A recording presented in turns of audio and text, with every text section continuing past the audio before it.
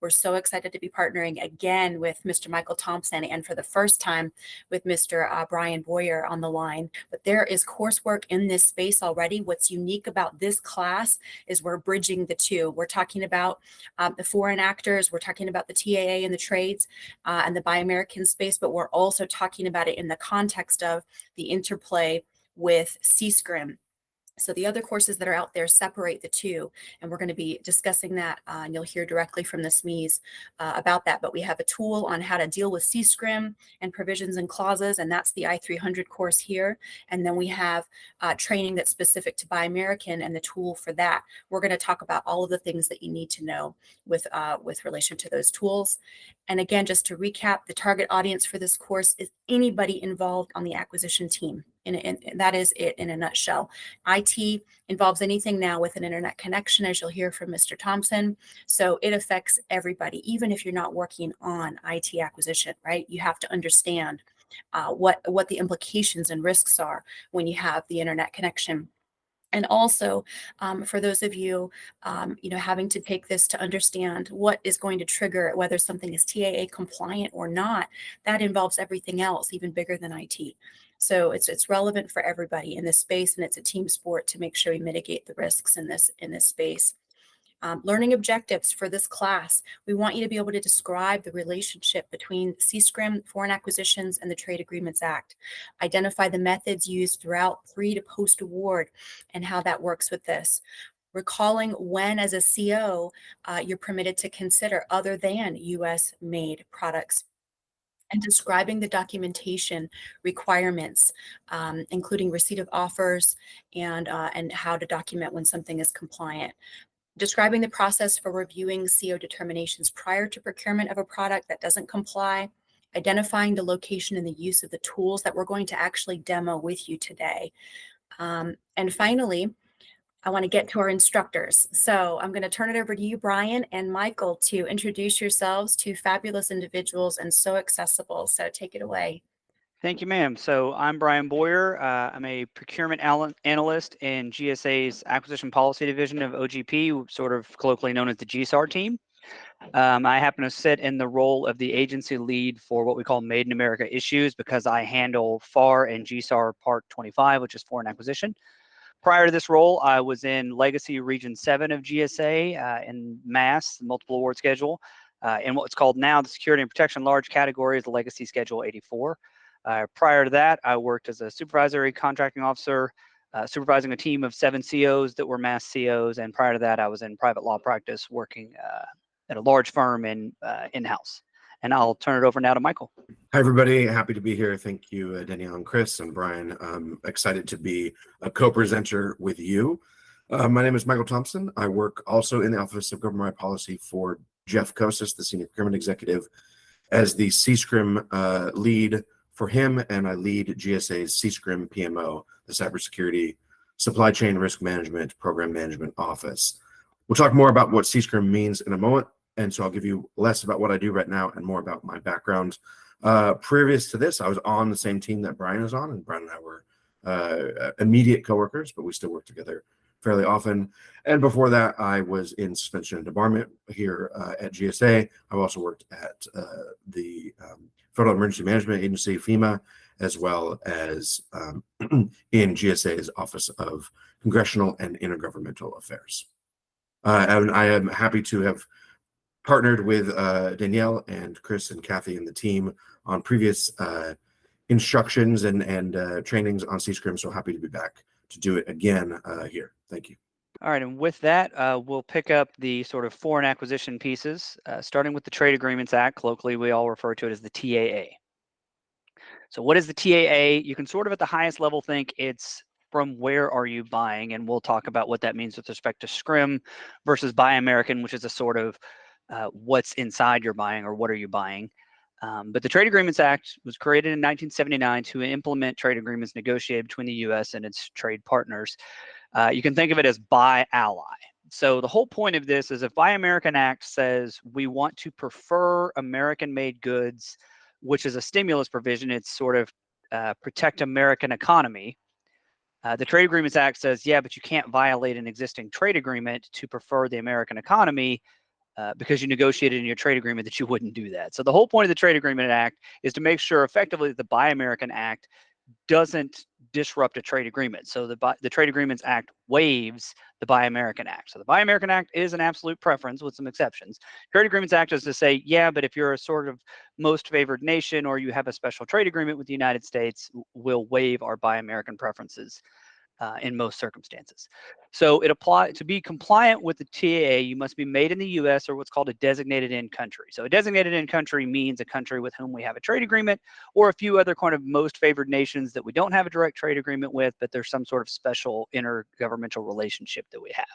So again, from where are you buying it? So it's either US made or it's from a place that we have a special relationship. And it can go for you can have what's called substantial transformation, excuse me. So substantial transformation is a means of saying the whole point of TAA is really where is it manufactured? And so if you take bits and bobs, component pieces from, countries that we wouldn't prefer, you're allowed to put them together and change their form and fit and substance basically in a compliant country, in a TAA country. And that sort of changes what's called the country of origin. Country of origin is what we mean when we're talking TAA.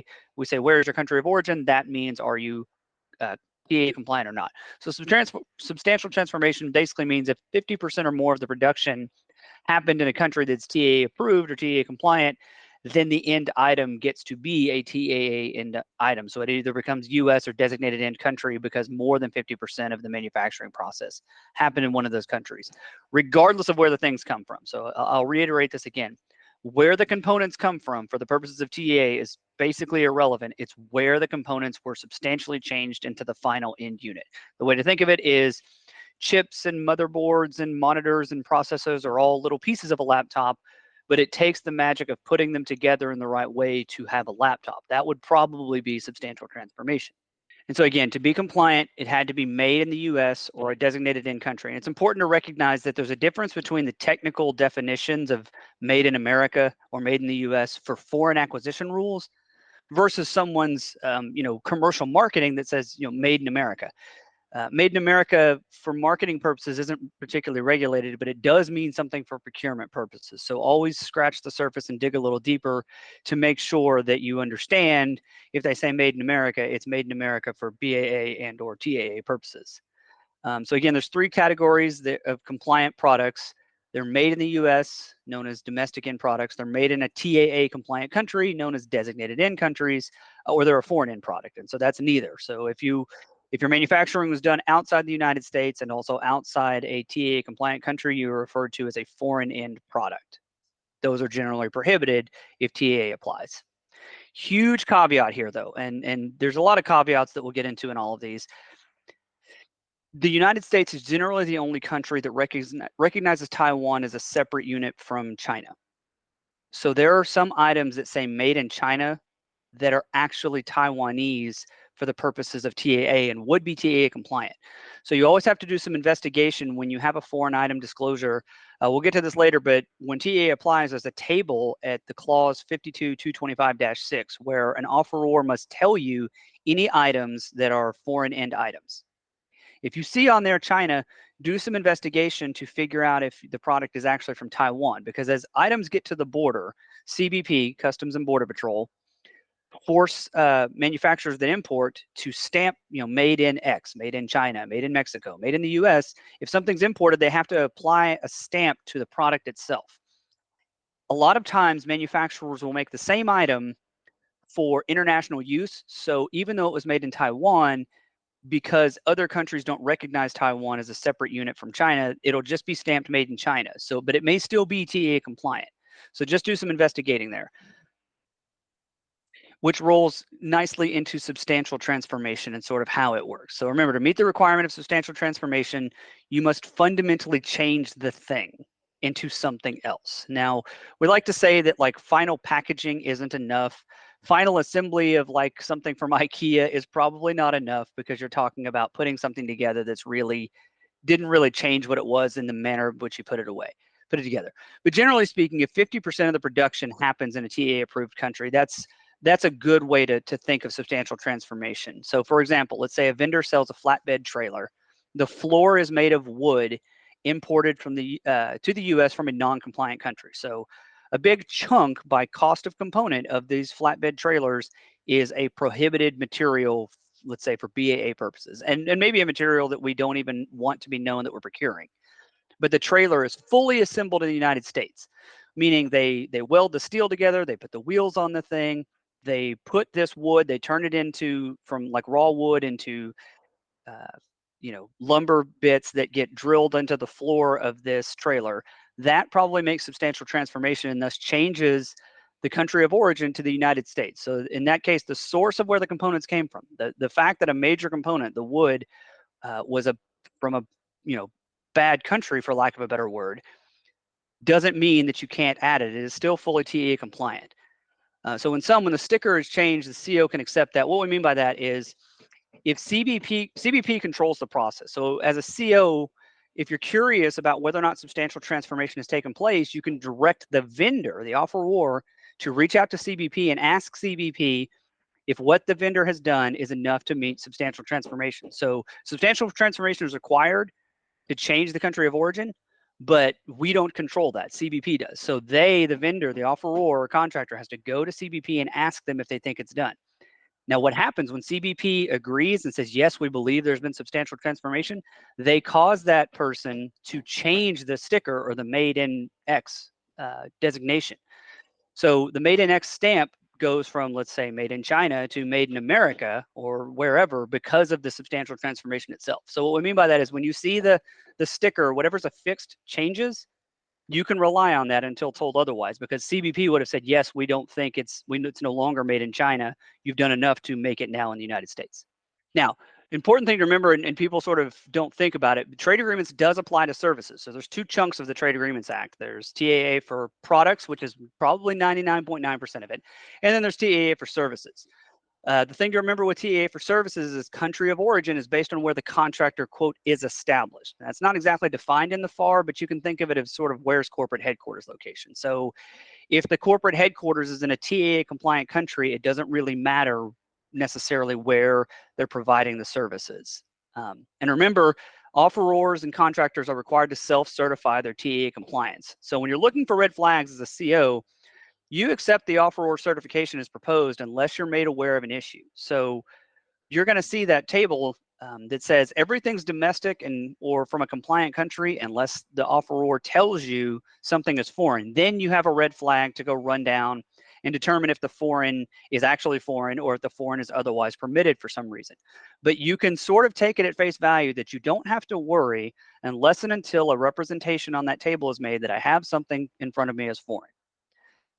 Remember, all items are TAA compliant unless the offeror or contractor tells you otherwise. Now, sometimes in the real world, the offeror will make the representations and you're made aware, maybe by a competitor, by an auditor, by some reason that they may have made a misrepresentation on that, and that would be a reason to do some digging. But otherwise, you take that certification at face value. So now we move to the Buy American Act. Buy American Act can sort of be thought of as what are you buying? So think of it this way. TAA is concerned with where was the manufacturing process done, but the components, where the components are from is irrelevant effectively. BAA is the inverse of that. BAA says where you do the manufacturing is irrelevant. Where did the components come from? So all the pieces that you use in your manufacturing must have been from America. And again, this is thought of as protect American economy. So it prioritizes the purchase of domestic end products over foreign end products when the federal government is the buyer, and it's been around since 1933. Big caveat, though, the BAA, again, colloquially we refer to Buy American Act as BAA, is that it accepts quite a few classes of products, even though they're not from U.S. origin. The biggest, I would say, that comes up day to day is commercial IT exception, information technology that's a commercial product.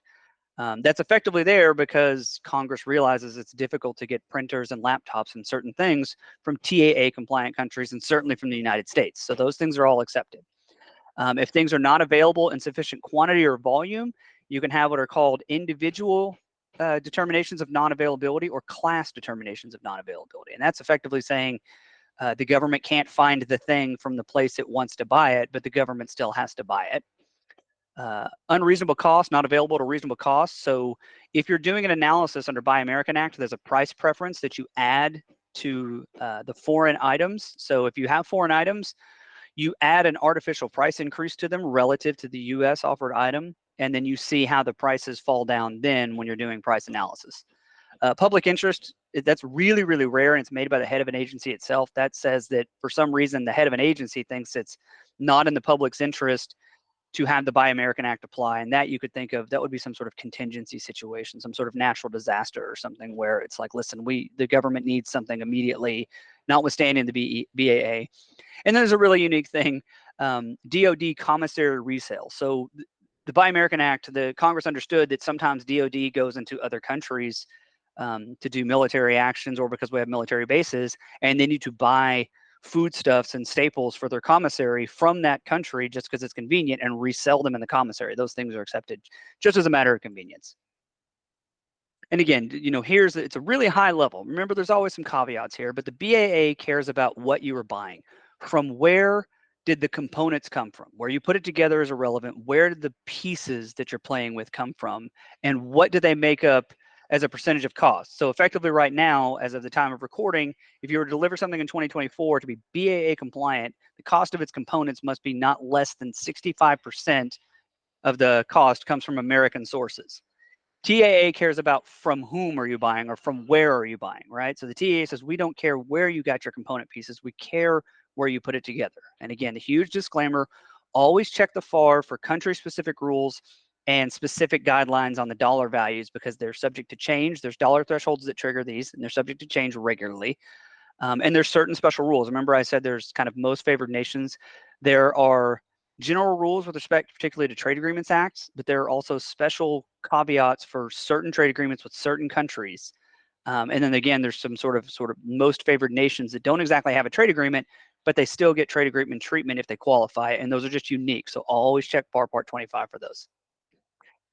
And so this is kind of a big takeaway. I would say, use this as an action item in your daily workload to figure out where in the life cycle you need to be looking for red flags or addressing certain things that do or don't come up with respect to foreign acquisition, TAA and BAA. So TAA is addressed at certain times in the acquisition life cycle. So you have to, this is really one of the most important things. If you're the CO, for instance, you request a complete requirements package from the requiring office during requirements analysis. And that's really where a lot of the rubber meets the road, right? If the requirements package is asking the right questions to solve the right problem, and there's a fundamental understanding of what the government's problem is, that's where you're going to determine through market research what is or is not available out there. And remember that TAA is triggered when offers come in, not during market research phase. So do you devise a plan to address the required documentation in the event that offers submitted trigger the TAA? And there's a little table here, and we'll address later, with dollar thresholds about when TAA or BAA apply. So you determine if TAA compliant offers are received during evaluation. So remember, your dollar threshold tells you that you're in the universe where TAA is probably applicable. What you do about that, you figure out after your solicitation is closed and your offers have come in. So you don't know if there is or is not something available until your offers come in. The caveat I tell you, you can do market research and you can see 1 million compliant suppliers, but if none of those compliant suppliers want to sell to the government, you have a non-availability issue. And then continual compliance. So vendors have to report changes after award. It's very important to remember, especially if you have like a task order off of an IDIQ or you're buying ODCs and directing a contractor to purchase on behalf of the government, that they have a continuing obligation to tell you if and when things violate the TAA. So if you have a large IDIQ with ODCs underneath the task order, and let's say the vendor's been instructed to go buy some sort of IT equipment, make sure that that vendor is still updating their trade agreement certificate with respect to what is going on with that IT equipment you directed them to. Below the micro purchase threshold, assuming you're not buying an IDIQ that has TAA or BAA applied at the contract IDIQ level, then generally speaking, almost nothing applies. So there's no sort of foreign acquisition rules for an individual procurement at or below the micro purchase threshold. Again, not off of an IDIQ. If you buy off an IDIQ, always read the ordering guide and everything. Usually there's a contract level rule that flows down to your orders regardless of your dollar threshold on the order. So let's say you're buying off of the mass schedule, TA applies at the contract level for the send you're looking at and the contract you want to purchase from. That means that if you have a task order for $1, you're still subject to TAA. Now, the dollar thresholds at or above 50,000, the TAA doesn't yet turn on, but you have activated the Buy American Act. And so, sorry, between the micro purchase threshold and up to 50,000, you have the Buy American Act. Then when you get to at or above 174,000, and it's at or above. So realistically, if you wanted to say it's above a number for TAA, it's above 173,399.99 as of this recording. Above that, you have the TAA, but not the BAA. And remember, they're mutually exclusive. If one is turned on, the other is turned off. And again, I know I'm belaboring this point, but it's really important. So when does the TAA apply? It's when the government's estimate, so your IGCE or your estimated contract value, is equal to or greater than the threshold, which at this point is $174,000. But before you count your estimated contract value and before you look at your IGCE to determine if you're in TAA world, remember the exceptions, because the FAR clause doesn't exactly tell you to do this. The FAR clause sort of says count up to 174,000 and then turn the TAA on, but it's missing something. Certain things, remember, we said are accepted from TAA. So if your requirement is set aside for small business, TAA does not count. So the dollar threshold will never turn you on TAA. It may turn on BAA. Remember the previous slide, there is a dollar threshold for BAA. So if you've turned off TAA, you've turned back on BAA. Again, assuming we're above the micro purchase threshold here. Items intended to be resold would be accepted. So you would not count those.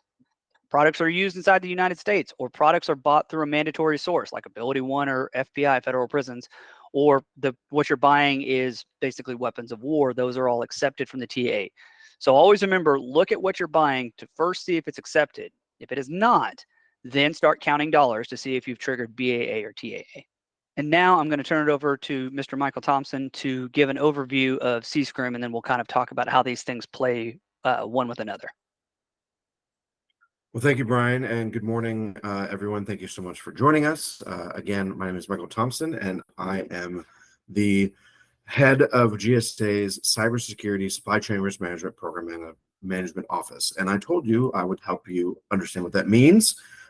So let's start with what is the term CSCRM? What does it mean? So on one side of the Venn diagram, we have cybersecurity.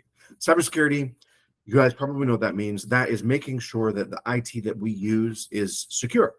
This is a concept that's been around for decades, and it's something that mostly GSA IT here at GSA deals with, but you all deal with it in your personal lives as well, I know, making sure that you have unique passwords rather than using the same password for your bank and your Twitter account, and you have appropriate controls on your personal IT devices. That's all cybersecurity stuff. Worrying about threats that can be used through IT that we use. Now, when I say IT, I don't mean the FAR's definition of IT. So in the Federal Acquisition Regulation, IT is defined pretty narrowly to mean basically information systems that are used by the government.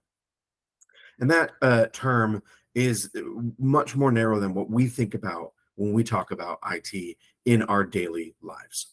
We talk about IT, we really mean usually something that has a chip in it or something that connects to the internet. And usually it's both. So anything that is that sort of sophistication of technology is, in my mind, information technology, IT, what we think about. Anything you can connect to the internet, anything with a chip in it. And so when we're talking about cybersecurity, we're talking about the risks presented that are unique to, that are from those types of things. On the other side of the Venn diagram, we have supply chain risk management, which is what GSA does. It's what the FAR does. This is making sure that what we are buying, we're going to get by making sure that we're managing the risks of the supply chain. That can be the risks from our direct supplier, but also risks of things getting to our direct supplier.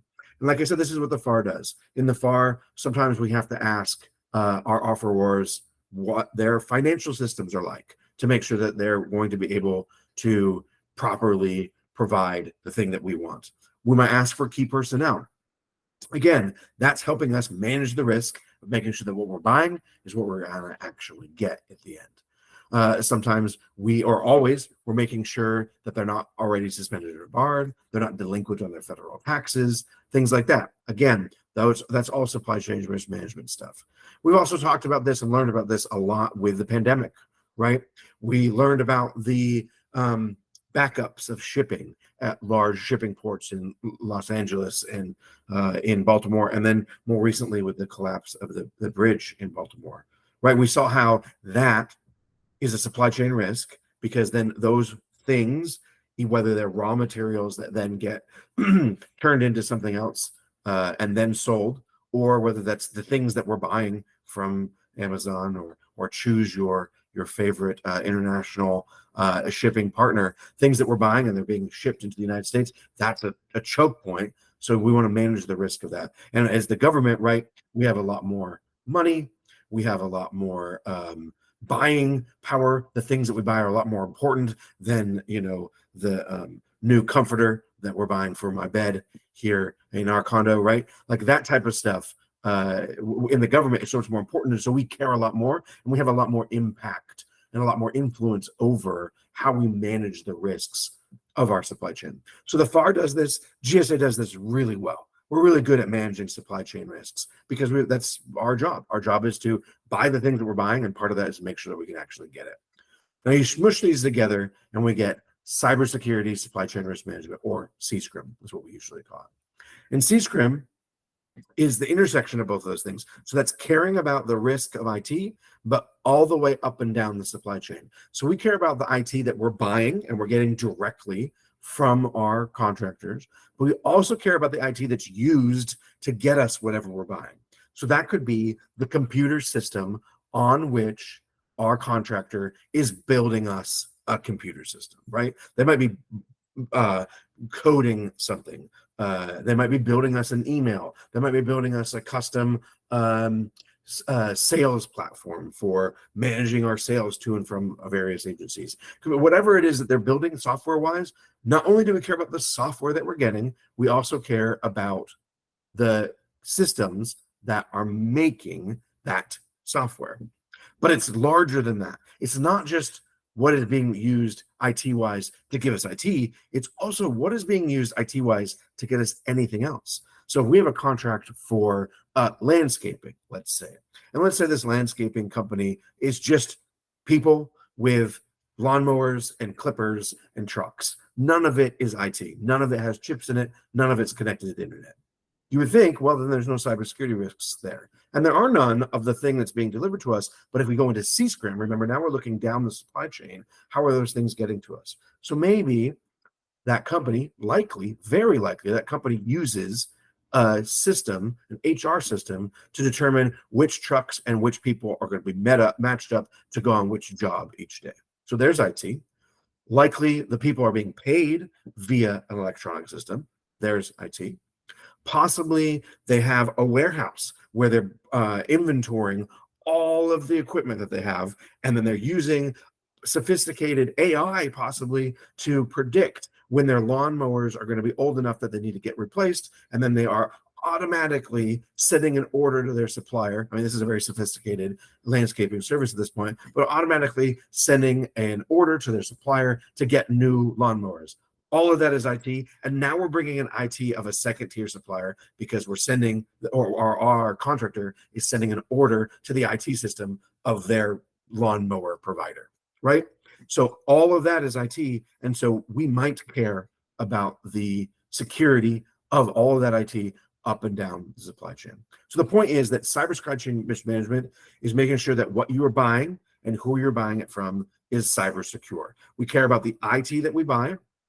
We also care about the IT that's used to get us the things that we're buying, even if those things are not IT. So if you are on a team that never buys IT, you probably still do need to think about CSCRM, because IT is likely in your supply chain and helping to get those things to us. And those are two very simple examples. I'm sure you can think of many, many more, but suffice it to say, there is likely IT somewhere in the supply chain of every single thing that we buy, regardless of the threshold, under the micro purchase, above the micro purchase, commercial off the shelf items, bespoke things that we buy directly for us.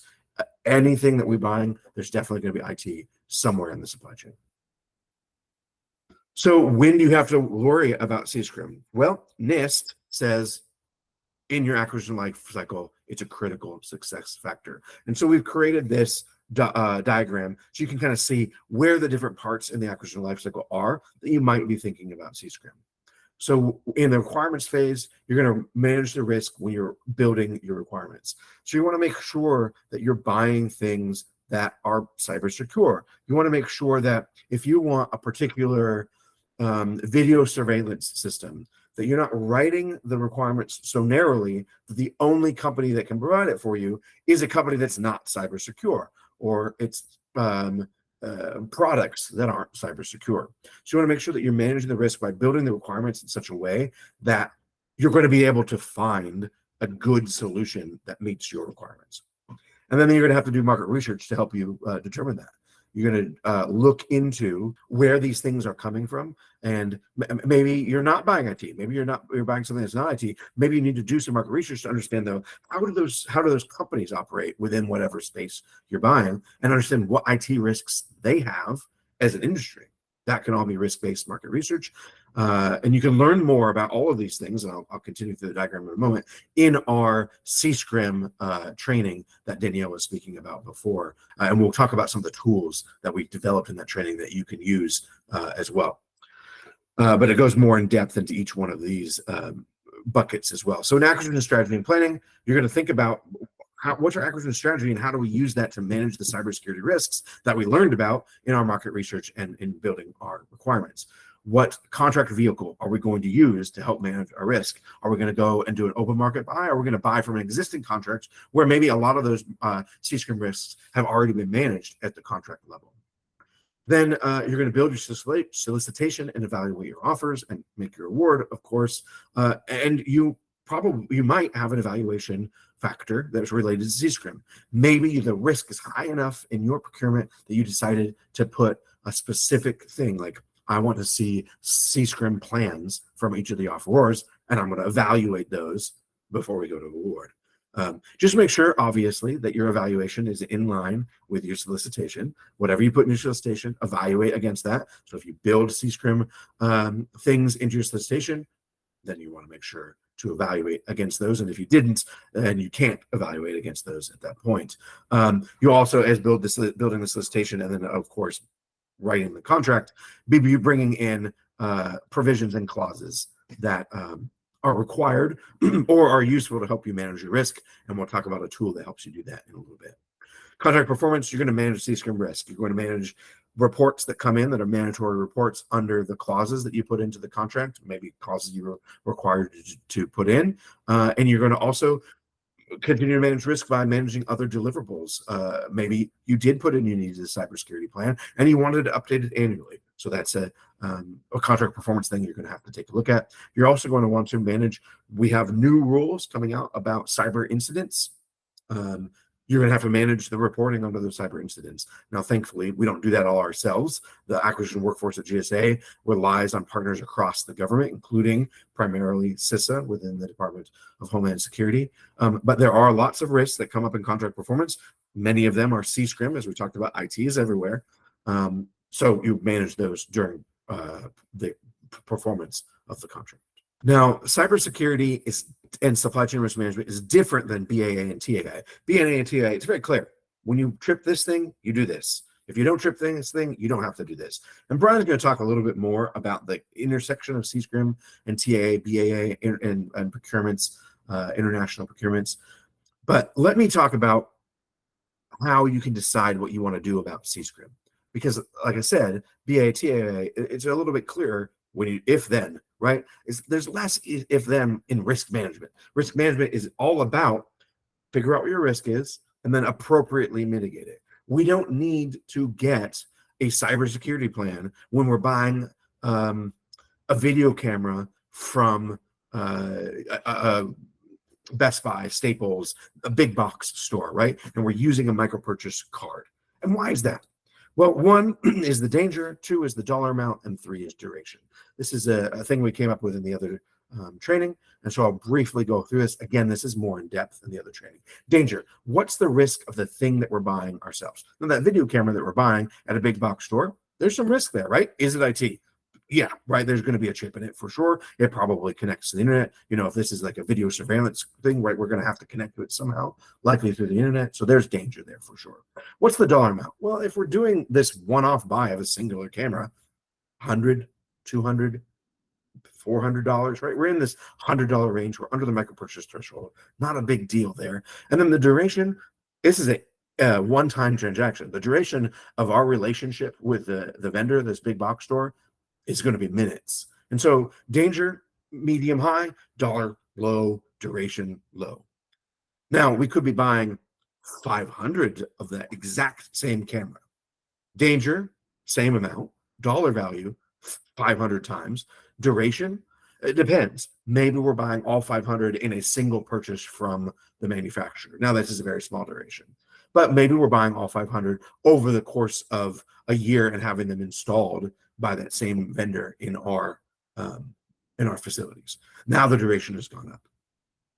When these things go up, all three of these categories, the risk gets higher, and thus we should be thinking about those risks and managing them more. When those categories are low, like in that very first example, what are we going to do? Ask the checkout person at this big box store to sign a bunch of papers and give us a bunch of information about their C-Scrim plans? No, absolutely not. That doesn't make any sense, and it's overkill on the risk. But when we have this larger buy for 500 cameras, maybe we do want to ask a little bit more about where did these cameras come from? Or if it's a longer duration, because we're going to have them delivered over time, how are you getting them to us? What IT are you using to manage your inventory? And what are the risks there? All of that stuff comes up as you do this analysis, danger, dollars, and duration, to decide what's the level of risk of the thing that we're buying and the supply chain that brings that thing to us, or those things to us. And then how do I want to manage that risk? How deep do I want to research? What kind of controls do I want to put into the contract? So we talked about step one, identify the danger, two, the dollar value, three, the duration, and that will help you determine what you want to use, what tools you want to use to help manage that risk. So this is usually an acquisition strategy and planning, specifically if you're identifying provisions and clauses that you're going to put in the solicitation and then clauses eventually in the contract itself. And we have a tool that can help you do that. Again, there are tools, or I'm sorry, there are things that you can use to manage risk outside of provisions and clauses, but there are definitely provisions and clauses in the FAR as well. So we can talk through those with our tool. So now back to Brian to talk about the intersection here between everything we've been talking about. Thank you, Michael. So yeah, this slide is entitled "The Lack of Intersection of TAA and BAA," and it's meant to be kind of humorous, but it's very important because we're going to address the fact that these things sometimes run together, but not always, and they are not necessarily, there's no linear relationship between the two of them, because effectively they're worried about different things. Sometimes those different things just play in the same ballpark, though. So remember, Michael had a nice Venn diagram showing the interplay of things. Here, there is no Venn diagram, right? So C-Scrim lives almost all the time. It's, as Michael already said, it can come up in any acquisition, right? Because even if the thing you're buying doesn't have a chip or connect to the internet, somewhere in the supply chain of its manufacture, purchase and delivery and performance to the government, someone had a chip and connected to the internet. But again, remember, TAA worries about from where are you buying the thing, from whom, and BAA says, what are you buying? Where did its components come from? So remember, where TAA applies, BAA does not apply, and vice versa, right? So if BAA is turned on, TAA is turned off, they're mutually exclusive. And remember that the foreign acquisition rules don't apply to all acquisitions. As Michael said, quite potentially any acquisition can be subject to some sort of C-Scrim mitigation because somewhere in the chain, someone connected to the internet with a chip. But foreign acquisition only applies when it applies, like Michael said, and it's a sort of more simple if-then. But TAA and BAA always remain considerations. C-Scrim is a consideration for all acquisitions, including micropurchases. Remember, at or below the micropurchase, foreign acquisition is generally turned off, but not for scrim purposes. Now, there might be the 3Ds that Michael talked about, but you still need to address what goes on. So this table is meant to sort of talk about the lack of interplay and when to start thinking of things. And first and foremost, I would say, I'll let Michael talk about utilizing SAM.gov for 889 certifications, but let me briefly touch this table. BAA, TAA, what they do, they protect the United States interests in trade and commerce, right? So remember, think of stimulus or protect American economy. CSCRM is more of protect America's operational security. Foreign acquisition apply to some, but not all acquisitions, but CSCRM generally is there for all acquisitions. What you need to do about the CSCRM can vary. And again, BAA and TAA, the foreign acquisition, apply at certain key points in the acquisition lifecycle. But to reiterate, as Michael said, CSCRM issues apply throughout the entire acquisition lifecycle. So at a high level, BAA and TAA are thought of, again, as protect the American economy by purchasing from America and its allies. CSCRM is thought of as protecting America's operational security by protecting the federal government from malicious activities via internet-connected devices. They can both apply at any time, though, in the acquisition. You can have foreign and CSCRM. You can have foreign and not CSCRM. You can have CSCRM and not foreign. And now briefly, I'll let Michael just speak really quickly about how to utilize SAM.gov and making sure you review the 889 self-certifications. SAM.gov is where the Section 889 attestations live for all of our offerors, all of our contractors, because they're required to have SAM attestations and SAM registrations. So take a look there to understand whether your suppliers are compliant with 889.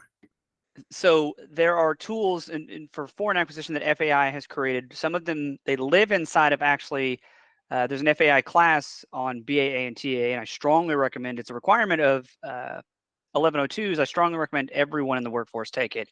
But it's a detailed, in-depth class. But there's a tool inside there that FAI has pulled out for individual use during your day-to-day operational. So the tool is the Buy American and Trade Agreement Act's decision tool for supplies, selecting provisions and clauses, and then there's evaluating foreign offers. And basically, this helps you determine the clause and provision selection helps you determine when you're writing your solicitation what universe you live in. Are you thinking TAA or BA applies? And if they do, what provisions and clauses need to go into your solicitation and resulting contract?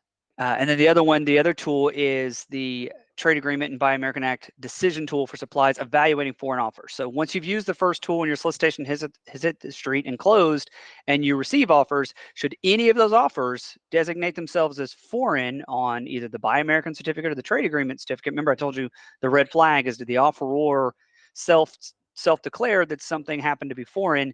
This tool helps you walk through what to do about the existence of that foreign item. And then the third tool is the CSCRM clauses and provision selections tool. I'll let Michael speak to this shortly, but just at a high level, again, this comes out of the deeper class that Michael's referenced for CSCRM, but it also is out there to help the workforce when you make a procurement to know what clauses and provisions should go in your acquisition with respect to CSCRM based on variables that are presented here in this table.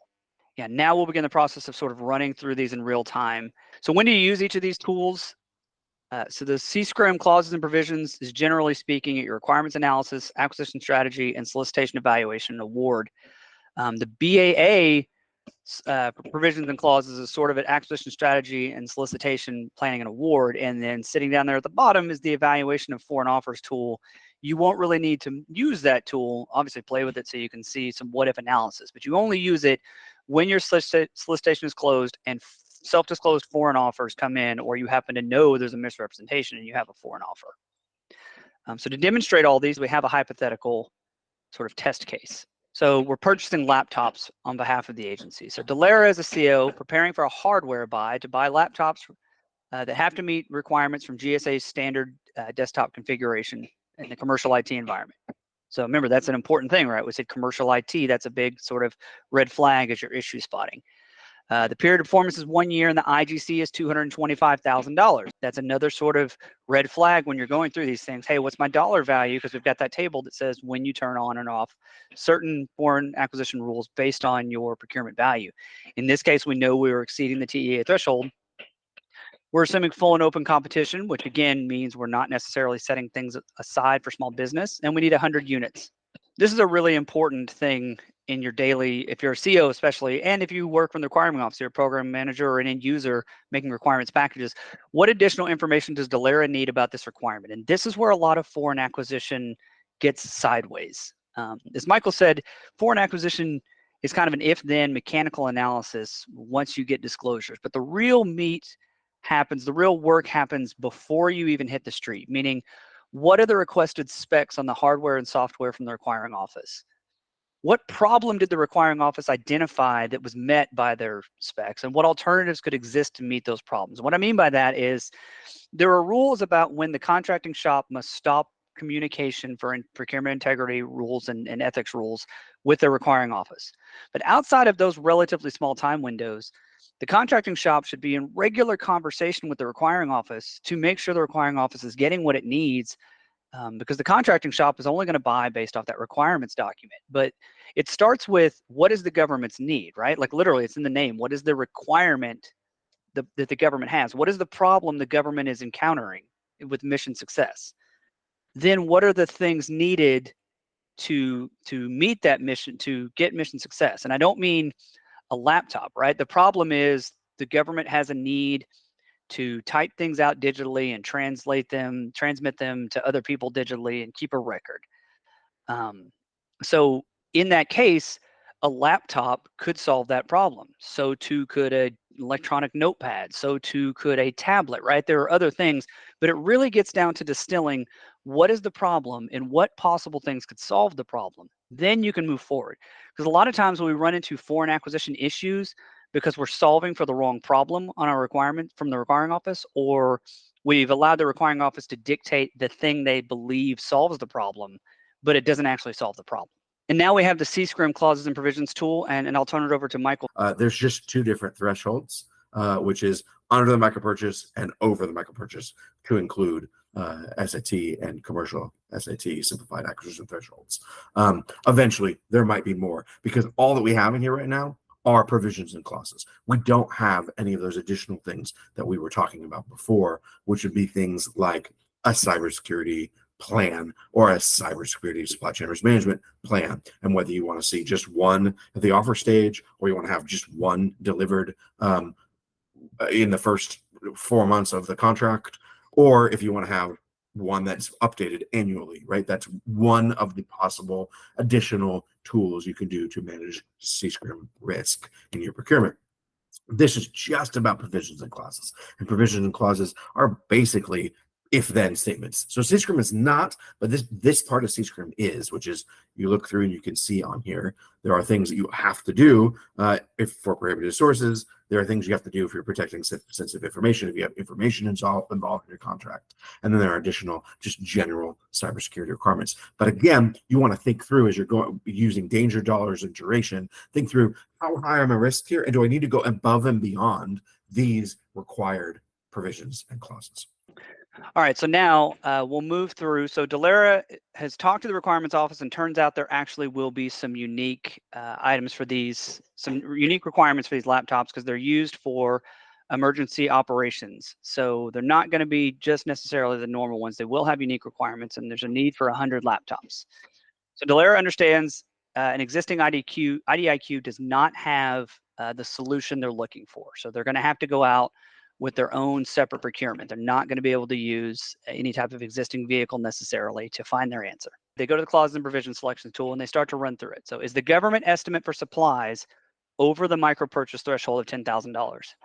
Yes. So obviously we said, remember, the IGCE is $225,000. So it certainly exceeds the $10,000. So we click yes. And we get to the next screen. Is the government estimate for supplies 50,000 or more?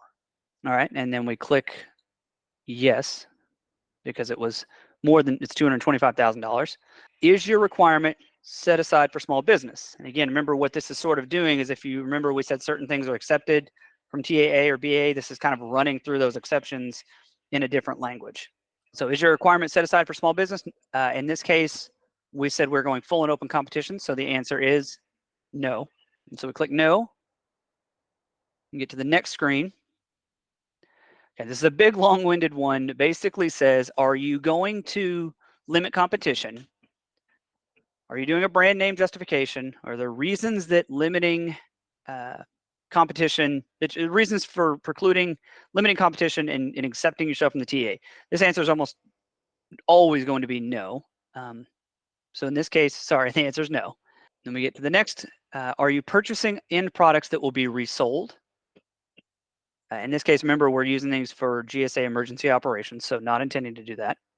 Are you purchasing from FPI or Ability One? Remember, mandatory sources have certain different rules. In this case, remember we said we're going full and open, so we're assuming that, for instance, these laptops are not on the procurement list for Ability 1. So the answer is no. Are you purchasing, let's say, just weapons of war is an easier way to say it, munitions and things that are sort of national defense? These are things limited to DoD's ability to buy anyway. So no. Is the government estimate higher than the WTO GPA threshold, which in this case is currently 174,000? If you remember, our IGCE was 225,000. So I would say yes.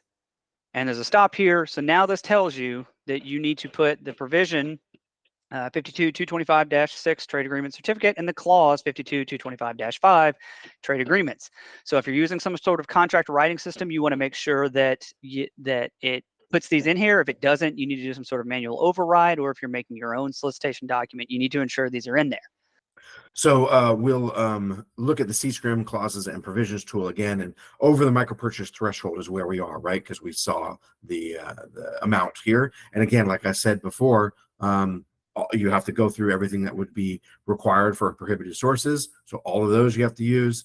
Non-commercial products or services, well, these are laptops, they're probably commercial. So unless you are buying non-commercial laptops, you would skip that section. What information is involved? Well, probably if we're just buying the laptops, we're not going to be giving any information to the vendor. So you don't need to do anything here. But if there's some sort of information that's going to be transferred over to the contractor, you would need to use the protecting sensitive information column. And then cybersecurity, again, since we're just buying laptops, we're probably not going to have any access to a facility or data rights or a system of records. But if you did, you would need to use these clauses and provisions. And just lastly, under always required, there's the FASCA exclusion orders provisions and clauses as well, which are not yet on this chart, but will be on the one that you can get at Insight once we update it.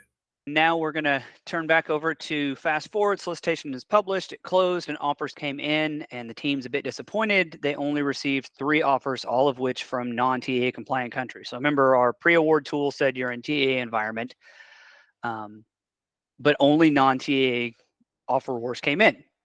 Dalera learned that there are 5 manufacturers who can produce the laptops the government needs, but for whatever reason, they just refused to sell to the government. So what do Dalera and the rest of the acquisition team need to consider as they evaluate these offers? First and foremost, they sort of need to think about their options, some of which could be, they could cancel the procurement. They just didn't get the offers they wanted. They can investigate whether any of these items that were offered as foreign have actually gone through substantial transformation and the offer or just kind of missed that, or else they'll have to review foreign offers. It's just, the government has to buy the thing it needs for mission success, even if it's from a place that didn't want to buy. So like I said, you could cancel the procurement, you could investigate for substantial transformation, or you can review the foreign offers. So again, did the laptops offered from foreign countries meet the definition for substantial transformation? So in our hypothetical, magically they don't, right? So Dalera and the team figure out there hasn't been sufficient things done to meet substantial transformation. And usually speaking, if there's like special software loaded, that's not going to cut it if it's really the laptop that you're buying. So we've got a foreign item. So there are no TAA compliant offers. What do they do here? Who has to approve the next step? And what do they need to do to document their actions? So the next step would be to use the tool because it appears they're in the environment where they're going to have to review foreign offers. So yes, we're going back to the tool now, and we're using the foreign offer review tool. So we open it up, and the first thing we get is a page that says what clauses and provisions were included in the solicitation. And going back previously, remember it was the TAA provisions and clauses 225-5 and 225-6. So we click that button. Okay, did your solicitation include multiple different line items? In this case, we're just buying the laptop. So we've just got one line item, one CLIN basically that we'd be awarding for. So the answer is no. Does the lowest priced offer include only US made or designated country end products, right? That's that TAA designation. Did it come from the US or did it come from a trade agreement country? If you remember, we said we got 3 offers, all of which from non-compliant for TAA purposes sources. So the answer here is no. Then we get to, are there any US made or eligible offers? Remember, so if we go back to our scenario, we had 5 known manufacturers that were US that refused to sell to the government. So the offers that actually came in once the solicitation closed, were any of them US made or eligible offers? In this case, the answer is no. And so then we get to award to the lowest price offer. So Delera uses the tool and realizes that Delera is allowed to make an award to a TAA non-compliant source because there was no compliant source that was offered. Note, the award isn't made in a vacuum, and we'll get to that in just a second. So there's other things that have to be done. But the takeaway here is you are absolutely allowed to purchase non-TAA compliant items provided you follow the necessary rules, because think of it this way, the government has to buy what it needs to meet its mission, regardless of where it comes from. But if there are options to meet the government's preferences, you have to go with the government's preferences. But if those options do not exist, you don't have to refuse to make a procurement and have mission failure simply because you can't get it from your preferred source. Now, the little note here about MIA Office OMB memos for non-availability is kind of a misnomer. It really refers to Buy American Act. You have to, if you have a Buy American Act issue for non-availability, you have to run that by the Made in America Office of OMB first through their waiver process. That's kind of a red herring here because that doesn't apply for Trade Agreements Act. But as we're about to just discuss on the next slide, there are additional things you have to do in GSA. So what documentation does Delera need to plan for with regards to awarding the item from a non-TAA compliant country? And this is where it gets kind of unique for GSA because we have requirements that the rest of the government doesn't have, at least not yet.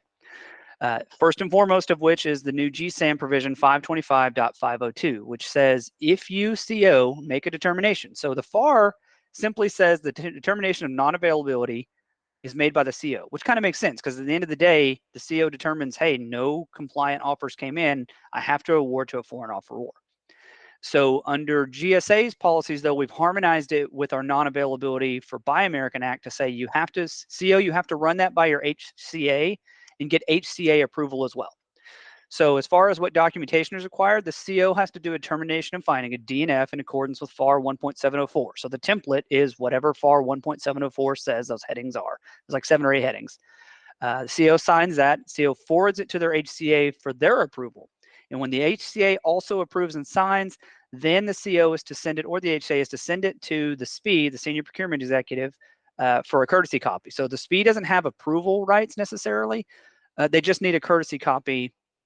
So they're aware if, you know, let's say OIG or some other actor asks about it, that the SPE is aware that it happened. Otherwise, this is just a DNF that sits in the contract file. So no one else would know it existed.